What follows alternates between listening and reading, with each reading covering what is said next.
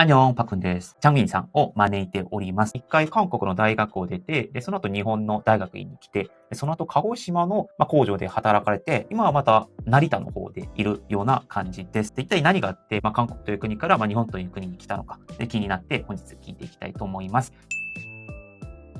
韓国ではどういった仕事をしていたのか。日本に来る前、ちょっと仕事はセルロース関係の新素材を開発する研究職でちょっと勤めたことがあります。韓国で仕事をしていたら、もうそのまま韓国に住んでもよかったんじゃないかなと思ったんですけれども。もう理由としては、ちょっと韓国の方でいろんな競争が激しくて、自分が望んでいる道に進めない状況だったのが一番大きな理由だったと思います。競争が強いというのはどういう競争ですか？まず家とか、出生を考える以前の問題で、先ほどちょっと話した研究職のところも、日本でいう正社員としての雇用ではなく、1年契約雇用で1年が経って再雇用ができないところで、実は無職になった経験があります。海外に行きたいってなると別に日本じゃなくてもいろんな国があるじゃないですか。理系の人間として基礎科学が強い国、アメリカとかヨーロッパとかいろんな国がありますが、一番韓国から近くて基礎科学が根元から強い国というと、まず日本も一番投げられる国だったと思います。その中で日本に留学しようとだったと思います。ちょっと韓国で深くもいろいろ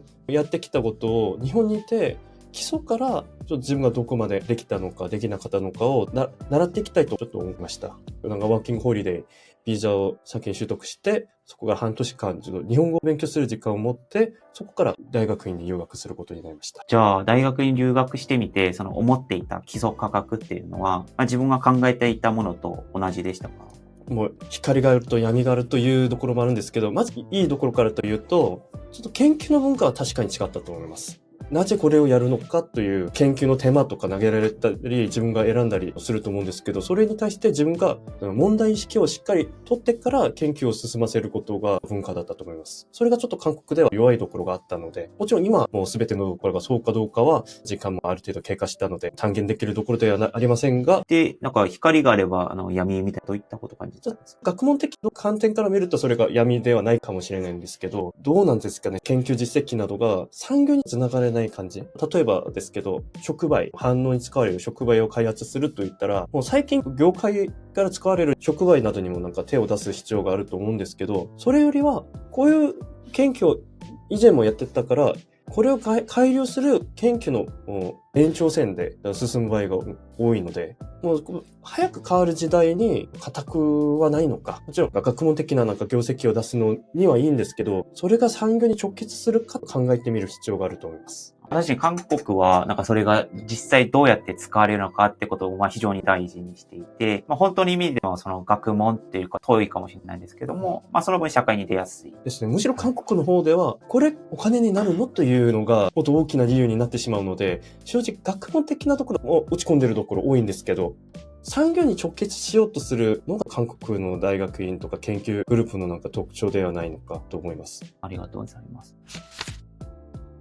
でそれで一回日本に来て、科学を学んだということですが、それ以外も、現実的なこと以外も、文化的に自分と合うか合わないかも大事かなと思っていて、その点はどうでしたか？文化、最初の1、2年くらいは苦労もしたり、もちろん今も苦労しているのはもう多いんですけど、近い国としても結局言語から全てが違うことなので、最初のうちはちょっと寂しがりにもなってたり、自分の場合は27歳からひらがなを覚え始めたので、言語が慣れるまでは普通にバイトなどの探すのも苦労してて、小論文とか大学院の試験とか、もしくは入ってからでもそういう単位を取るにも苦労してたと思うんですけど、慣れてきたからは、でもいいところもあって、まず人とのそういう尊重してくれる文化が韓国よりはかなり良かったと。尊重というのはどういう方面での？例えばなんですけど、上下関係は日本も韓国も存在するところだと思うんですけど、で、韓国の場合は人と人で上下関係みたいな上位の人が下に対してプライベートなところも聞いてくる、もしくはそこまで入ってきてしまうところがあるんですね。自分の影響があるのに。で、そういうので、実はちょっとあんまり好きじゃなかったかもしれないんですけど、日本に来てからは人によっては寂しいところとして考えるかもしれないんですけど、それが合う人によってはその文化が、この人はこれが好きだけどこれは嫌い。でも俺はその人に対してそれを説教する理由はない。という線を守ってくれるところが、ちょっと韓国と比べて、ちょっといいところだったのではないかと思います。人との距離感はあるけど、守るところは守ってくれるという社会的な暗黙のルールみたいなのが存在して、それが自分が守られるのではないかと思います。共感します。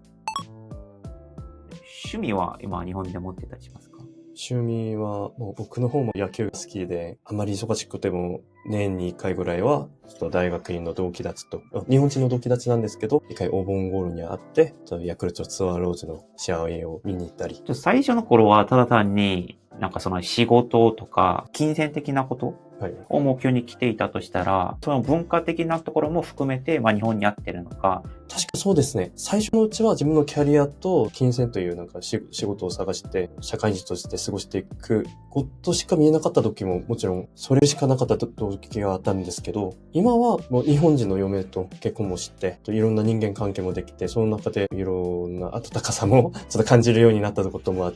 あるし、日本文化の雰囲気をある程度読むようにはなりまして、今後も頑張って、働くのもそうだし、この国で一員として過ごしたいというのも少し考えるようにはなったと。その一員というのは、結構長期的な10年、20年目線でっていう話ですか？そうですね。家も購入も考えてるし。話面白いですね。だから日本に来てる方々の、多くその文化、例えばアニメとかスポーツがみたいな方が多いと思うんですけれども、こうやってその現実的な話で、とりあえず日本に来てみて、そこから日本文化を楽しんでいくっていう、そういった線もあるのかなと。そうですね。僕からのなんか考えなんですけど、最初のうちにアニメが好き、アイドルが好きということでなんか日本に来られてる方も未だに多いと思うんですけど、ただ一元的なちょっと理由で日本に来て、日本が深いところのなんかまで自分が合うかどうか確かめないと結局日本の社会に馴染めるのはできない可能性が高いと思います。そうですね。アニメ好きで日本来て逆に、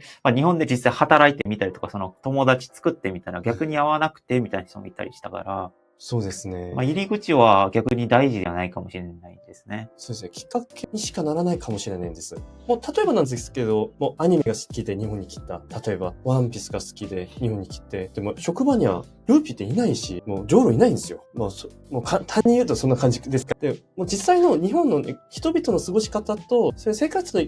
一部と自分が馴染めていけるかという悩みを知って、この国で過ごしていけるかを考えないといけないのではないかと思います。はい、ありがとうございます。じゃあ最後なんですけれども、日本での、今後の計画、さっきなんか10年、20年スパンで見てるって話だったと思うんですけど、教えてください。まずは皆さんも持ってらっしゃる悩みとそこまで変わりはないかと思うんですけど、まず今のところで迷惑にならない限りで収入も上がってほしいしということで、まず仕事を頑張ることからじゃないかと思います。で、それと計画は最近結婚して、嫁は日本人なんですけど、ちょっと日本で国際夫婦という形の家庭を組むことになりまして、子供もちょっとできるかもしれないんですけど、そういう家庭の家長としてうまくいきたいなと思うところと、もう10年、20年後どうなんですかね。まず目の前のことをちょっと頑張っていければといいかということで考えています。ありがとうございます。話を聞いて先もあったんですけれども、日本に来てる外国の方、いろんな事情で来ていて、で、その中でも、1年住むのと、5年、10年住むのって全然話が全く違うかなと思っていて、スンミンさんの場合は現実的な話できて、その中で変わっていく話を聞けて面白かったです。次の回ではですね、チャンミンさんが実は日本に来て大変な時期がめちゃめちゃあったっていうところで、何がそんなに大変だったのとか、それにも関わらずなんで今は日本に住んでるのってことを聞いていきたいと思います。そしたらチャンミンさん、ありがとうございました。